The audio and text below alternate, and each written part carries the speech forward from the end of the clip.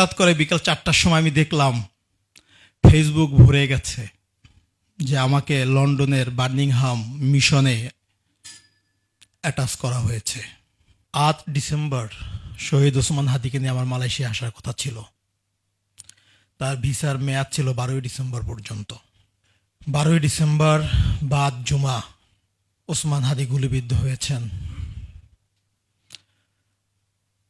রিকশার ডান পাশে ছিলেন ওসমান হাদি, আমি ছিলাম বাম পাশে।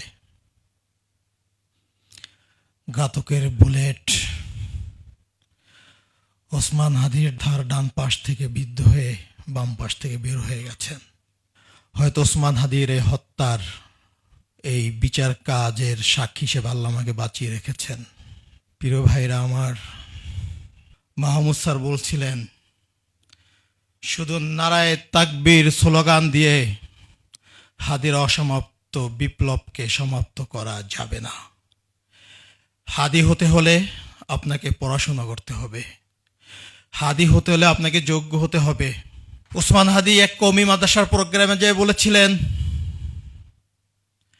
এদেশের 90% মুসলমান, কিন্তু রাষ্ট্র ক্ষমতার তাদের কাছে 9%ও নাই। আমরা যারা ওসমান হাদির জন্য জীবন দিতে চাই, আমরা যারা ওসমান হাদির বিপ্লবকে বাঁচিয়ে রাখতে চাই, ওসমান হাদির মতো মানুষকে হত্যা করার পরও যদি আমরা ঘাতকদের বিচারের মুখোমুখি করতে না পারি, তাহলে আমাদের এই আবেগ, আমাদের এই চোখের পানি, এগুলো মূল্যহীন। ওসমান হাদির খুনিকে তো গ্রেপ্তার করেই নাই, তারা আমাদেরকে ভয় দেখাচ্ছেন, ইনকিলাব মঞ্চের ভাইদেরকে ভয় দেখাচ্ছেন। মানুষ আমাদের কাছে আশা করে আমরা ওসমান হাদির মতো জীবনযাপন করব, ওসমান হাদির মতো বিপ্লবী হব, কারণ আমি ওসমান হাদির ভাই। যারা ওসমান হাদিকে ভালোবাসেন, আমাকে ভালোবাসেন, ইনকিলাব মঞ্চের ভাই বোনদেরকে ভালোবাসেন, তাদেরকে একটা কথা বলি, আমরা ওসমান হাদির মতো হওয়ার মতো যোগ্যতা আমাদের হয় নাই।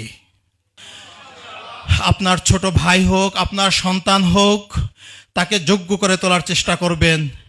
যে যেখানে আছেন, আপনার ছেলে মাদ্রাসায় পড়ে, এটা নিয়ে আপনি হীনমন্য হবেন না। ওসমান হাদিও মাদ্রাসার ছাত্র। আপনি যদি ইসলামকে ভালোবাসেন, তাহলে আপনি ইনসাফ প্রতিষ্ঠা করেন। বাংলাদেশের প্রসঙ্গ আসলে বলতেন বাংলাদেশের খালেদা জিয়া, বাংলাদেশের বেগম জিয়া।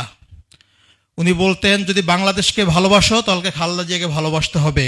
খালেদা জিয়া যদি হাসে, মনে করবেন বাংলাদেশ ভালো আছে। খালেদা জিয়া যদি কাঁদে, মনে করবেন বাংলাদেশ ভালো নাই। তার রাজনৈতিক দর্শন ছিল, সে বলতেন আমি শহীদ প্রেসিডেন্ট জিয়াউর রহমানের মতো রাজনীতি করব। ফজরের পর থেকে রাত 10টা পর্যন্ত মাইলের পর মাইল হাঁটবো, জনগণের কাছে যাব। উনি তাই করেছিলেন। খুব বোকা ছেলে ছিলেন। ওসমান হাদিকে গুলি করার 3 দিন আগে কাকরাইলে আমি গাড়ির শোরুমে গিয়েছিলাম। বিজনেসের এগেনস্টে লোন নিয়ে আমি একটা গাড়ি নিতে চেয়েছিলাম ওর জন্য। ও আমাকে ডেকে বললেন, ভাই আপনি যে আমাকে লোন করে গাড়ি করে দিবেন, এটা তো আর গাড়িতে লেখা থাকবে না। মানুষ মনে করবে জুলাই বিক্রি করে আমি গাড়ি কিনেছি। এর চেয়ে বরং আমরা 2টা ভ্যান কিনি, ঢাকা 8 শহরের মধ্যে আসুন, আমরা ভ্যানে করে করে মানুষের কাছে যাব। ইনকিলাব কাল মঞ্চ একটা ভ্যানও কিনেছিল, এখনো আছে, নাম দিয়েছিল শাহবাগ এক্সপ্রেস। আমি গাড়ির শোরুমে গিয়েও ফেরত আসছি, আমি গাড়ি কিনি নাই। বাংলাদেশের নিরাপত্তা সার্বভৌমত্বই তার কাছে মেইন ছিল। যখন নিরাপত্তার কথা বলতাম, বলে যে আপনি আমার নিরাপত্তার জন্য গাড়ি কিনবেন, আমার ইনকিলাব মঞ্চের 200 ভাই বোনদেরকে নিরাপত্তা দিবে, আমি তো 200 ভাই বোনদের জন্য গাড়ি দিতে পারবো না। এদেশের 18 কোটি মানুষের নিরাপত্তা কে দিবে? এর চেয়ে আসেন আমরা একটা ইনসাফের রাষ্ট্র কায়েম করি, 18 কোটি মানুষ নিরাপত্তা পাবে, এই রাষ্ট্রে আর কাউকে নিরাপত্তা নিয়ে টেনশন করতে হবে না। তার 3 দিন পরেই ঘাতকের বুলেট ওসমান হাদির জীবন কেড়ে নিয়েছে। ভাইরা আমার, ব্যক্তিগতভাবে আমি বিজনেস করি, আমার একটা ট্যুরিজমের বিজনেস আছে, একটা ট্যুরিজম কোম্পানি আছে, হেলথ ট্যুরিজম করি। আমার বিজনেসের কাজেই মাসে 3-4 বার আমাকে বিদেশ যেতে হয়। আমার ফেসবুকে গেলে আপনারা দেখবেন পৃথিবীর বিভিন্ন 5 স্টার হোটেল, রিসোর্ট, সুন্দর সুন্দর শহরে আমার ছবি আছে। এটা আমি বিজনেসের কাজে গিয়েছি। বাংলাদেশের এমন কোনো নামি দামি কফি হাউস নাই যেখানে আমি বসে আড্ডা দেই নাই আর ছবি তুলি নাই। গুলশান 2-এর গোলরিয়া এজেন্সি আমি বেশি আড্ডা দিতাম। নর্থ ইন্ডে বসে বসে আমি আড্ডা দিতাম কাস্টমারদের সাথে। 5ই আগস্টের পরে সেই জীবন ছেড়ে শুধু ওসমান হাদির নিরাপত্তা এবং এদেশের স্বাধীনতা সার্বভৌমত্ব রক্ষার জন্য ওসমানের আন্দোলনে আমি শরিক হয়েছিলাম। আবার পোস্টে গেলে দেখবেন একাধিকবার আমি পোস্ট দিয়েছি। ব্যাংকক, সিঙ্গাপুর, ম্যানিলার ঝাঁকজমকপূর্ণ শহরের চেয়ে আমার ঢের ভালো লাগে এই শাহবাগ, টিয়াচ্ছির এই ধুলো বালিমালা বারান্দা, কেন আমরা ওখানে বসেই মিটিং করতাম। লাক্সারি জীবন ছেড়ে ওসমান হাদির সহযোদ্ধা হয়েছিলাম ওসমান হাদির নিরাপত্তা এবং এদেশের স্বাধীনতা সার্বভৌমত্বের রক্ষার আন্দোলনে। আপনারা যারা ওসমান হাদির মতো কলা রুটি খেয়ে দুপুর পার করে দেওয়া, রাস্তার পাশে বসে দিন কাটিয়ে দেওয়া, কালচারাল সেন্টারে বাড়ির ছাড়া ঘুমানো আমাদেরকে দেখতে চান, ওটাই যদি হতো তাহলে তো ওসমান হাদি আক্ষেপ করে বলেছিলেন একটা ইনকিলাব মঞ্চ কেন, 5ই আগস্টের পরে শত শত ইনকিলাব মঞ্চ তৈরি হওয়ার কথা, ওইটা হয় নাই। ওসমান হাদি আল্লাহর পক্ষ থেকে যে প্রতিভা এবং দেশপ্রেম নিয়ে আসছিলেন, এরকম দেশপ্রেমিক জন্মা মানুষের জন্ম হাতে গোনা হয়। ওসমান হাদি সিঙ্গাপুরে ইন্তেকাল করার পরে আমি বাংলাদেশে ওসমান হাদির লাশ নিয়ে যেতে চাই নাই। ইবার খেয়ার হসপিটাল থেকে এয়ার অ্যাম্বুলেন্স করে আমি ওসমান হাদিকে সিঙ্গাপুরে নিয়ে আসছি। এখানে ফয়সাল ভাই আছেন, ওসমান হাদির পাশে আমরা দুজন বসা ছিলাম। আমাকে যখন থ্রেট দেওয়া হচ্ছিল, আমি সিঙ্গাপুর থেকে বাংলাদেশে ফিরতে চাই নাই। পরিবারের অনুরোধ, ইনকিলাব মঞ্চের ভাইদের অনুরোধে আমি বাংলাদেশে গিয়েছি। সরকারের কাছে আমি নিরাপত্তা চেয়েছি যে আমাকে নিরাপত্তা দেন, আমাকে হত্যা করা হতে পারে, আমি আশঙ্কা করছি। সরকার আমাকে একজন গানম্যান দিয়েছেন, একটা গাড়ি দিয়েছেন। ওসমান হাদি হত্যা মামলার আমি 1 নাম্বার সাক্ষী, আই উইটনেস বলে, অথবা আমাকে বলছে যে আমি স্টার সাক্ষী। ঘাতককে আমি দেখেছি, আমি ঘাতককে আইডেন্টিফাই করেছি। আমাকে হত্যা করা হলে হয়তো ওসমান হাদির হত্যা মামলা ধামাচামা পড়ে যাবে। আমি আপনাদের সাথে আজকে কোনো বক্তৃতা না, 2-3টা বিষয় শেয়ার করব, আগেই বলেছি। সরকার ওসমান হাদি গুলিবিদ্ধ হওয়ার পরে তার চিকিৎসার বিষয়ে শতভাগ সহযোগিতা করেছে, যখন যেখানে লেগেছে করেছে। পরবর্তীতে ওসমানের পরিবার আমাকে নিরাপত্তা দিয়েও সহযোগিতা করেছে। বাস্তবতা হলো একজন গানম্যান আর একটা গাড়ি আমাদের বাংলাদেশের নিরাপত্তার জন্য যথেষ্ট না। আমরা যখন ইনকিলাব মঞ্চের পক্ষ থেকে গভর্নমেন্টকে প্রেসার ক্রিয়েট করলাম, হাদির হত্যার চার্জশিট দিতে হবে, সরকার বলল যে 7 জানুয়ারি চার্জশিট দিবে। হঠাৎ করে দেখলাম 6 জানুয়ারি বিকালে ডিবি চিফ সংবাদ সম্মেলন করে জানালেন যে আদালতে চার্জশিট সাবমিট করেছে। আমি ডিবি চিফকে ফোন দিলাম যে চার্জশিটের একটা নকল কপি আমাদেরকে দেন, আমাদের আইনজীবীরা দেখবে।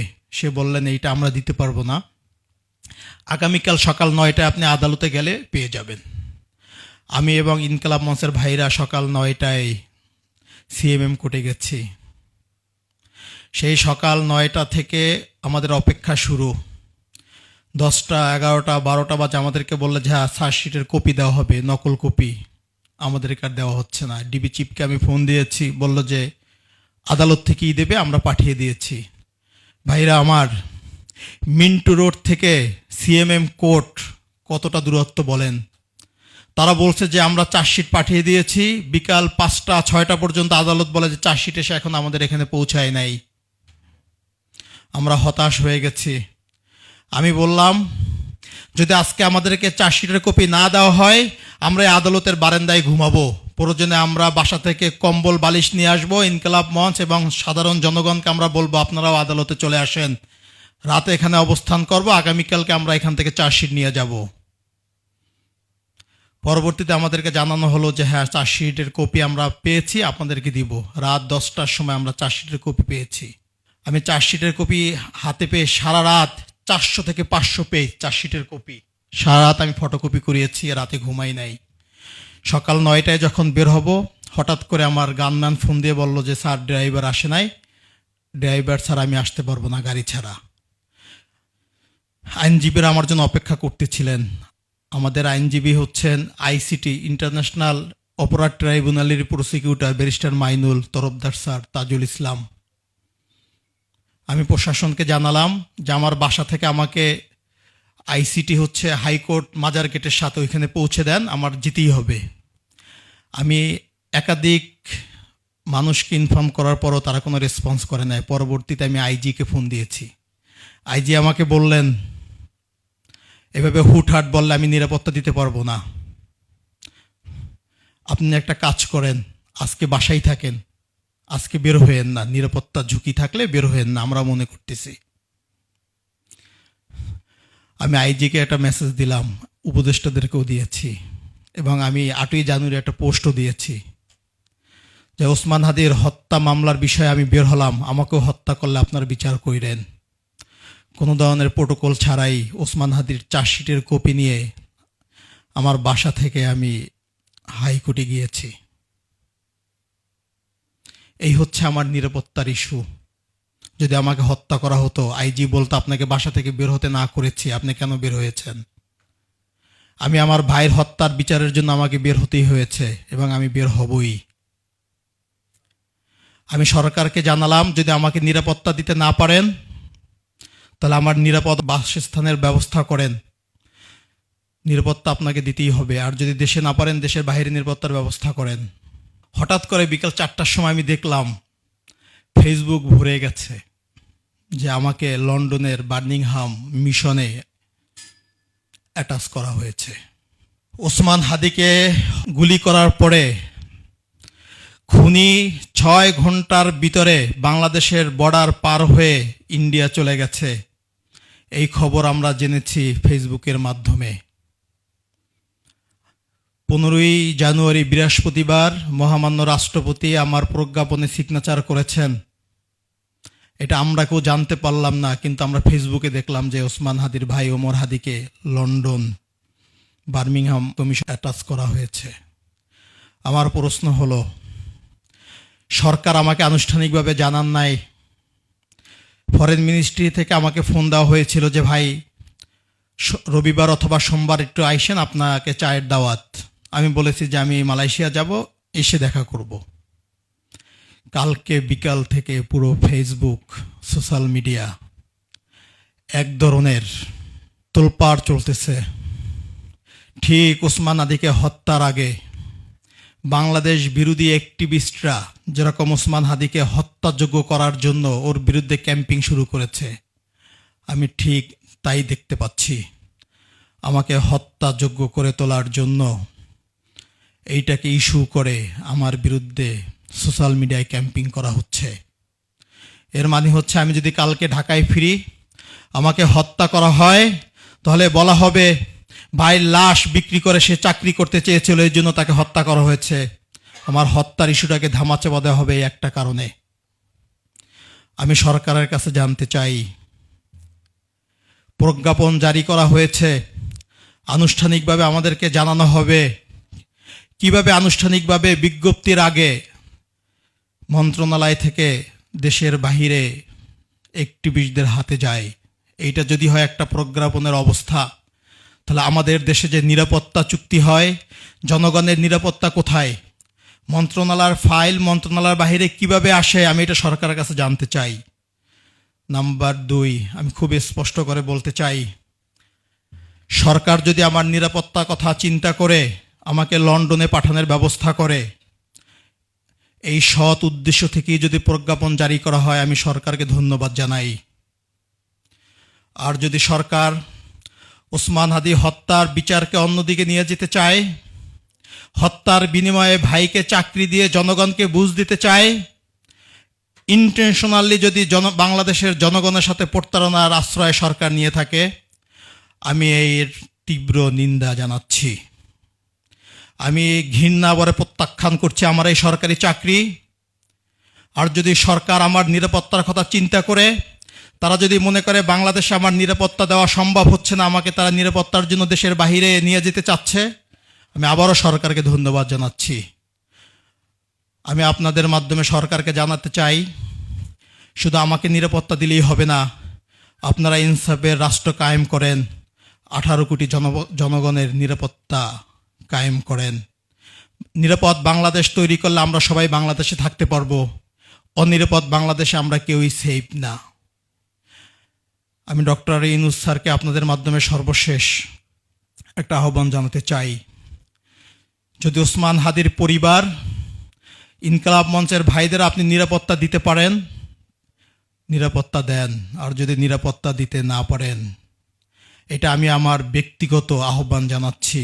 ওসমান হাদির সন্তান, আমাদের 3 ভাইয়ের একটাই ছেলে, ওসমান হাদির সন্তান, এবং আমাকে নিরাপদ বসবাস করতে পারি পৃথিবীর যে প্রান্তে হোক, খুব দ্রুত সময়ের ভিতরে আপনি আমাদেরকে শিফট করে দেন।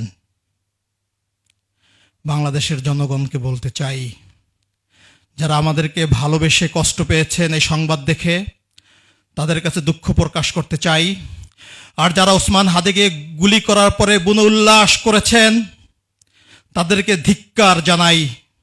নিরহংকার দেশপ্রেমিক একটি ছেলেকে হত্যার পরে যারা বুনো উল্লাস করতে পেরেছেন, তারা এখন দেশপ্রেমের কথা বলে আমাকে নিয়ে যারা সমালোচনা করছেন, আল্লাহ আপনাদের সন্তান, আপনাদের ভাই ওসমান হাদির সাথে যে ঘাতকরা নির্মম আচরণ করেছেন, আপনাদের সন্তান এবং ভাইদের সাথেও যাতে ঘাতকরা নির্মম আচরণ করে।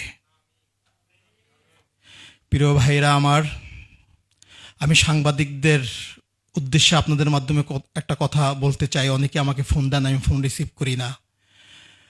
আসলে আমি জীবনের মধ্যে নাই। সকাল 8টায় আমি মালয়েশিয়া ল্যান্ড করে নাস্তা করেছি, দুপুরে খাইনি। জোবায়ের ভাই আসার সময় গাড়ি থামিয়ে আমার জন্য কফি হাউস থেকে একটা কফি নিয়ে আসছে। আমি এক চুমুক খাওয়ার পরে আমি আর কফি খাইতে পারি নাই। আমার মনে পড়তেছিল ওসমান হাদিকে আমি কোনোদিন গুলিরা চিনছি, একটা কফি খাওয়াইতে পারি নাই। আমি মাঝে মাঝে নর্থ ইন্ডে বসলেও আমার কাছে যাইতো কাজে, যখনই বলতাম যে কফি খেয়ে যা, বলতো যে ভাই এই 500-700 টাকা দিয়ে কফি আপনিই খান, আপনি ব্যবসা করেন, এর চেয়ে বরং আমি বাইরে যেয়ে 5-10 টাকা দিয়ে চা খাই। সে রং চা পছন্দ করত, র কফি পছন্দ করত। ওসমান হাদি গুলিবিদ্ধ হওয়ার পর আমি একদিনের জন্য আর নর্থ ইন্ড গুলুরিয়া জিন্সে বসি নাই। দাবি কোনো খাবার আমি খেতে পারি না। ওসমান হাদির লাশ আমার চোখের সামনে ভেসে ওঠে। আমার মা রাতে ঘুমাতে পারে না, ঘুমের মধ্যে উসমান উসমান করে কান্না করে উঠে। এই পরিস্থিতির মধ্য দিয়ে আমরা যাচ্ছি। যারা আমাদের এই পরিবারের বাস্তবতা না বুঝে নিরাপত্তা চাওয়াকে বা রক্তের বিনিময়ে চাকরি চাওয়া মনে করতেছেন, তাদেরকে ধিক্কার জানাই। ওসমান বলতেন, আমরা শত্রুর সাথেও ইনসাফ করতে চাই। আপনাদের পরিবারে এরকম কঠিন সময় আর কোনোদিন না আসুক। আপনাদের সর্বশেষ আপনাদের কাছে একটাই অনুরোধ রাখবো, ওসমান হাদিকে আপনারা বাঁচিয়ে রাখবেন। ওসমান হাদির সাংস্কৃতিক আন্দোলনের মাধ্যমে, ওসমান হাদির আধিপত্যবাদ আন্দোলনের মাধ্যমে ওসমান হাদিকে আপনারা সফল করবেন, বাংলাদেশের ইনসাফ কায়েমের মাধ্যমে। সর্বশেষ ইনকিলাব মঞ্চ মালয়েশিয়াকে ধন্যবাদ এরকম সুন্দর আয়োজন করার জন্য। আপনারা আমাকে যতবার ডাকবেন, পৃথিবীর পথে প্রান্তে হাদি হত্যার বিচারের দাবিতে আপনারা আমাকে যেখানে ডাকবেন আমি উপস্থিত হব ইনশাআল্লাহ। অস্বাভাবিক থাকার কারণে যদি আমার কোনো কথা, কোনো কাজে আপনারা অসন্তুষ্ট হন, আমাকে ক্ষমা করবেন। সর্বোপরি ওসমান হাদিও বলতেন, আমরা তো মানুষ, আমরা কাজ করতে গিয়ে ভুল করি, কথা বলতে গিয়ে ভুল করি। এরকম যদি ভুল আপনাদের চোখে পড়ে আমাদের শুধরে দিবেন। আপনাদের ভাই সন্তান হিসেবে অনুরোধ, যদি কোনো ভুল করি ক্ষমা করে দিবেন, শুধরে দিবেন। ইনশাআল্লাহ কথা দিচ্ছি, ভুল শুধরে আবার আপনাদের সামনে হাজির হব। ধন্যবাদ দিয়ে সকলকে শেষ করছি। বাংলাদেশ জিন্দাবাদ, ইনকিলাব জিন্দাবাদ, ক্ষণ জন্মা মহান বিপ্লবী ওসমান হাদি জিন্দাবাদ।